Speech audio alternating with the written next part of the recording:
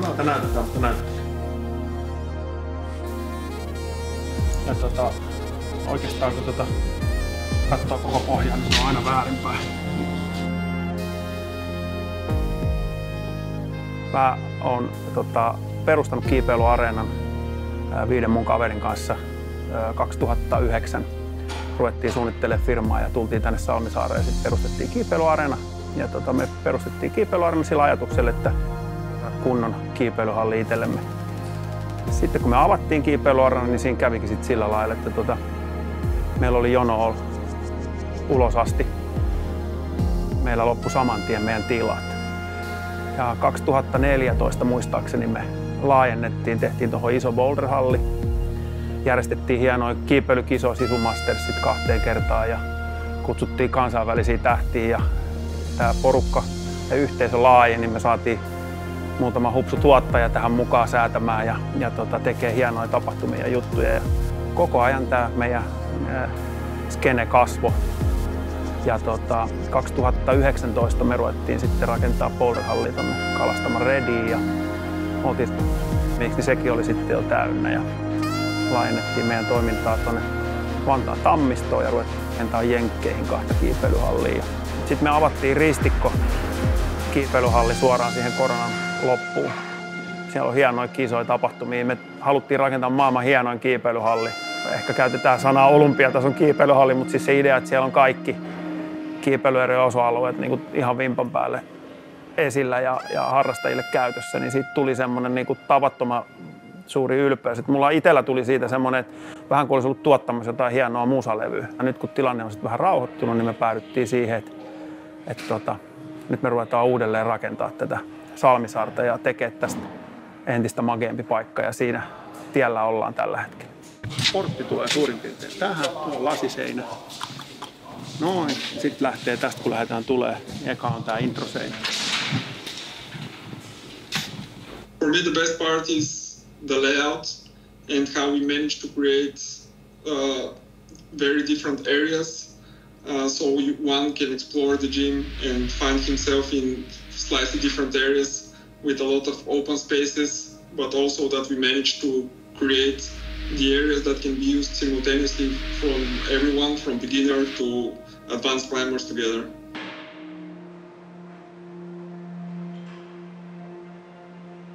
Jos tätä ei avaisi ollenkaan. Jatkas vaan rakentelua. Musta on niinku siistiä tavallaan, että firma kehittyy ja avataan uusia tiloja, avataan uusia halleja ja tarjotaan niille meidän asiakkaille, jotka on ollut ehkä 10 vuotta meidän asiakkaita, niin uusia juttuja. Ja kyllähän niinku uudet hyvät puitteet aina tarjoaa mahdollisuuden uusille harrastajille. Jos meillä on hieno tila, mihin on kiva tulla ja siellä on kiva olla ja viihtyä, niin kyllähän se niinku houkuttelee.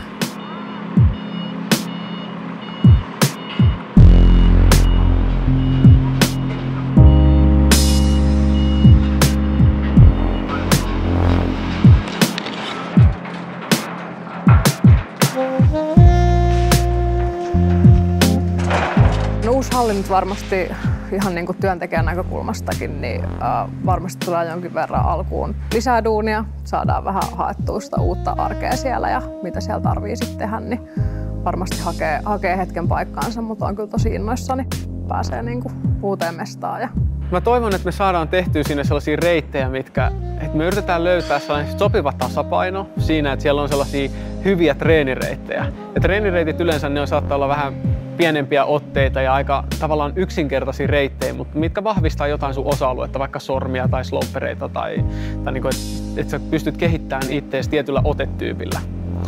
Mutta sitten mä luulen, että mä itse innostun enemmän sellaisista vaikka modernin kisatyylisestä kiipeilystä. Ja osa siinä on tällainen niin kuin oma haaste. Et se on se mulle hankala osa, se mitä mun pitää harjoitella. Mutta sen takia mä tykkään harjoitella sitä, koska mä tiedän, että siellä mä voin kehittyä enemmän kuin siinä, missä mä jo oon hyvä.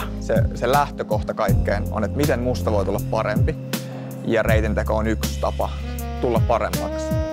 Kyllä se on silloin palkitsevaa, kun sä oikeasti, se ei ole väliä, että oot sä tehnyt jotain ekaa kertaa, vaan että sä oot itse luonut jotain, mitä sä et aikaisemmin tajunnut tai ollut tajunnut, että sä tavallaan niin kuin oivallat siinä reittiä tehdessä jotain. Mä oon Niko Backström ja mä oon ollut tässä mukana perustajajäsenenä ihan ekasta paikasta asti. Ja mä oon myöskin valokuvaaja. Tämän paikan idea nyt on, ja tästä saa täysin syyttää Henkkaa. Et mietittiin monia eri paikkoja, mutta sitten se, joka niinku tuntui jotenkin niinku lähellä sydäntä meille molemmille, koska me ollaan kiivetty yhdessä siellä tosi paljon, oli Verdonin Rotkalaakso. Ja sinne ajateltiin mennä, ja sitten tietenkin, koska tämä on myös boulder-paikka, niin siellä kohtalaisen lähellä on sellainen hiekkakiviparatiisi, joka ei nyt niin hirveän tunnettu. Tämä oli itse asiassa ekaa kertaa, kun mä kävin siellä Annot. Ja siellä me käytiin kuvaamassa 1 päivä ja sitten 2 päivää Verdonissa. Niitä kuvia tehdessä oli se, että jälleen kerran oli aika vapaat kädet ja ihania ihmisiä, ketä kuvata. Että sehän on se tärkein. Ja siinä, no just siinä kuvausmatkalla, mikä tehtiin, niin siinä oli kyllä kaikki just sitä, mitä kiipeily on mulle. Ja silloin sitä on aika helppo kuvata. Ei ollut niinku, ei siinä ole sit ongelmia, jos on just sellainen tunnelma, mikä pitää olla. Kiipeily merkitsee mulle sitä, että mä katson elämää ylöspäin ja mä näen mahdollisuuksia. Se liittyy siihen, että mä näen, että mä voisin mennä tosta ylös, mä voisin mennä tosta ylös ja se on semmoinen eteenpäin kantava runko. Mä aloitin kiipeilyn sen takia, että mä pystyin ekan kerran unelmoimaan ja toteuttaa sitä unelmaa, tehdä sellaista asiaa, jota kukaan muu ei rajoita. Se oli mulle vapaus. Tännehän mä muistan, kun mä oon tullut tänne ekan kerran, kun tää halli on avattu. 2010, 2011 joskus silloin niitä aikoja aloittanut kiipeilemään, niin ollut aika tervetullut fiilis aina. Siisteintä tässä duunissa on se, että pääsee tekemään työtä asian parissa, mitä rakastaa. Että se on kaikista siisteintä. Ja toki nämä ihmiset kaikki, ketä täällä on, että meillä on ihan superihania työkavereita täällä. Että eihän tätä olisi ilman sitä ihan parasta. Tai ehkä hyvä semmoinen konkreettinen esimerkki on se, että jos kysyy, että keneskaan sä oot tänään töissä, niin ne monesti ei edes tiedä, mikä ehkä antaa osviittaa siitä, että täällä on niin hyvä jengi, että eipä sillä ole väliä. No mun mielestä me saatiin vaan niin hienot otteet, nää vihreät. Sitten vaan, me tavallaan joskus saattaa miettiä enemmän, niin me pantiin vaan ekana toi iso ote toi boksi kiinni, että ruvettiin rakentaa sen ympärille sitä, mikä tulee vaan mieleen. Aluksi tietysti olla joku vähän helpompi reitti, mutta nyt sitten tulikin vähän vaikeampi, yllätys. Harvemmin tulee tehty ehkä 2 reittejä, mutta mä en alkaa Pamunkaan tehnyt niin pitkästä aikaa reittejä, että se tuli jotenkin. Tänään oli helppo lähteä tuohon intoon mukaan. Tää vähän eskaloituu ehkä. Kyllä tällä kertaa. Et yksin saattaa juuttua vähänkin ajatukseen usein. Mutta kuitenkin 2, niin sit se on vaan jotenkin helpommin mun mielestä työskennellä. Aksen kanssa oli tosi helppo työskennellä, mikä oli tosi kiva. Herättiin vaan hulluimpia ideoita, ne tulee mieleen ja ottaa, että se ei enää toimi. Mä toivon, että asiakkaat pääsee kanssa nauttimaan tästä reitistä. Toki tää on tosi vaikea, mutta on meistä ihmisiä, jotka tulee myös varmasti testaa. Ja ainakin toivottavasti se inspiroi myös niitä, jotka ei koita sitä. Mutta kyllä se tavoite on, että kun meillä on näin iso hieno tila, mitä me tehdään täällä, että kaikille olisi kaiken tyylisiä, kaikille vaikeuksilla. Oltiin innoissaan jo suunnitteluvaiheessa, mutta nyt ollaan varmaan vielä enemmän innoissaan. Niin kuin ehkä tuosta jotenkin välittyy, että lapset pääsivät karkkikauppaan nyt tällä kertaa. Oma lähtökohdat aina on se, että mehän tehdään tätä työtä asiakkaita varten. Että asiakkaat viihtyisivät ja haluaisivat tulla kiipeilemään ja niillä olisi kivaa täällä. Se on se, minkä takia nämä hallit kuitenkin on ja pyörii ja mistä ne kukoistaa. Et sitten sama reitin teossa se tarkoittaa sitä, että sitten mä yritän miettiä, että minkälaisia reittejä meidän asiakkaat ilahduttaisi niitä ja mitkä vois tarjota niille joko jotain oppimista tai elämyksiä tai jotain erilaista. No mä lähdin siitä, että katsoin, että minkälaisia otteita meillä on, mitä otteita mulla oli tarjolla, että mistä se mitkä vaikuttaisi sellaiselta, että näistä voisi saada tosi kivan boulderin tehtyä. Sitten mä tykkään itse sellaisesta, että ne reitit olisi sellaisia soljuvia, että niissä olisi sellainen flow-mainen ominaisuus, että ne olisi mukava kiivetä ja ne soljuisi silleen sopivan kivasti vähän niin kuin melkein omalla painollaan.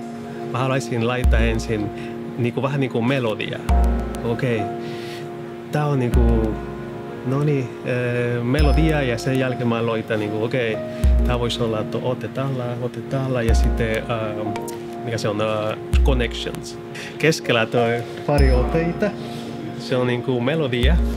Sä laitat play ja sitten musiikki tulee hidasti. Ja sitten menee toi iso hyppy. Grande finale. Ei ole niin tylsä finale. Se on vähän niin kuin, okei, mä oon täällä, mutta mitä mun pitää tehdä nyt? Mun mielestä se on, mulle ainakin se on niin kuin musiikki koko ajan.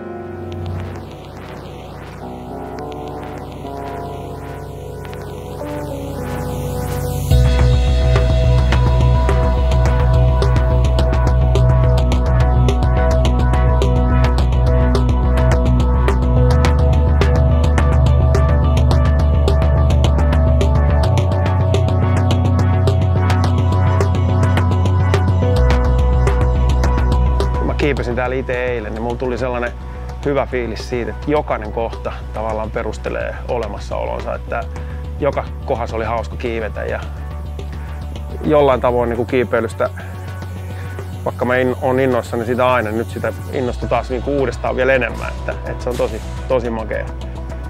Kyllä mä silti sanoisin, että sitä kun on katsonut niin kuin suunnittelupöydällä ja sitten kun sen näkee valmiina, niin siellä tulee niitä asioita, näkee vaikka miten hienosti reitin tekijät on miettinyt niitä kulmia, että sä et tietokoneella sitä niin hyvin pysty niin kuin ajattelemaan kuin ne kaverit, jotka on sit tekee sitä työkseen ja kun ne on rakentanut reitit näille sit seinille, mitkä ne on suunnitellut, niin sitä niin kuin itse tulee vielä sellaisia aha-elämyksiä, vaikka mä oon tätä 3D-mallia pyöritellyt monta vuotta, niin okei, toi on makea ja tuolla on hyvä kohta ja kaikkea muuta. Ja sitten ehkä mä itse tykkään siitä, että tuolla ikkuna ääressä on treenialue, jos pystyy sitten niinku olemaan vähän happea ja pystyy istumaan ja keskittyä treenaamiseen. Tosi hyvä fiilis. No kyllä mä oon niinku pyörittelen jo korkean tilan rakentamista. Mä toivoisin, että me päästäisiin se modernisoimaan. Sekin on jo 15 vuotta vanha. Mä tuun kiipeilyhalleen rakentaa varmasti koko loppuelämäni, että onko tää viimeisiä projekteja kiipeilyarenalle, niin saa nähdä. Musta olisi myös hauska lähteä tekemään uusia juttuja. Ei jäädä paikalleen, vaan mennä koko ajan eteenpäin, niin se on tää riemu. Ei tätä pysty enää lopettaa.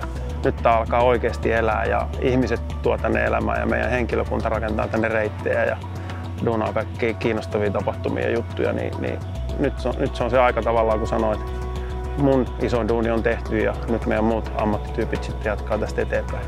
Mä lähden tosta huomenna aamulla Saimaalle veneellä ajelee ja etsii uusia kautseja ja reittejä ja kiipeilee kavereiden kanssa, niin ehkä siellä sitten kun ajaa tyyntä ulappaa veneellä, niin miettii, että tämmönen tuli tehtyä, että mitäs sitten seuraavaksi. Eli kyllä se on semmoinen niinku löytämisen, keksimisen, rakentamisen juttu, niin siihen liittyy myöskin se, että sit pitää hetken aikaa antaa nollautua. Ja, ehkä silleen poikkeuksellisen makea elämäntyö mulle, että kun mä rakennan kiipeilyhallin, niin mä pääsen itse kiipeä siellä. Tavallaan mä teen sen niin kuin itselleni, mutta se mikä tästä tulee olemaan tosi hauskaa, niin on se, että mä tiedän, että kun mä tuun tänne seuraavan kerran sieltä Saimaalta takaisin, mä tuun tähän kiipeen, niin täällä on kaikkea uutta syntynyt. Eli tää on niin kuin luomisalusta, niin tää on ei vaan mun juttu, vaan niin kuin kaikkien yhteinen juttu. Niin tosi hyvältä tuntuu.